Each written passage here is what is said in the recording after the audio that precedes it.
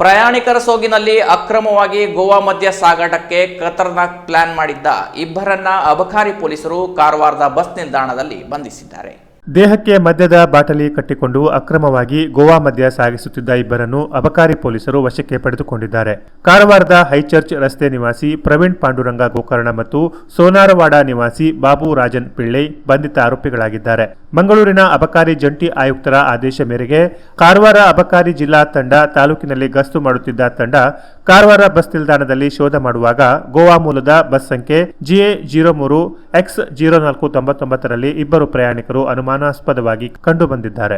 ಈ ಹಿನ್ನೆಲೆಯಲ್ಲಿ ಅವರನ್ನು ತಪಾಸಣೆ ಮಾಡಿದಾಗ ಕೈ ಕಾಲುಗಳು ಸೇರಿದಂತೆ ದೇಹದ ವಿವಿಧ ಭಾಗಗಳಲ್ಲಿ ಮದ್ಯದ ಬಾಟಲಿ ಕಟ್ಟಿಕೊಂಡು ಸಾಗಿಸುತ್ತಿರುವುದು ಕಂಡುಬಂದಿದೆ. ಆರೋಪಿಗಳ ಬಳಿಯಿದ್ದ 52,400 ರೂಪಾಯಿ ಮೌಲ್ಯದ ಸುಮಾರು 65.25 ಲೀಟರ್ ಗೋವಾ ಮದ್ಯ ವಶಕ್ಕೆ ಪಡೆಯಲಾಗಿದೆ. Canara plus news, Karwar.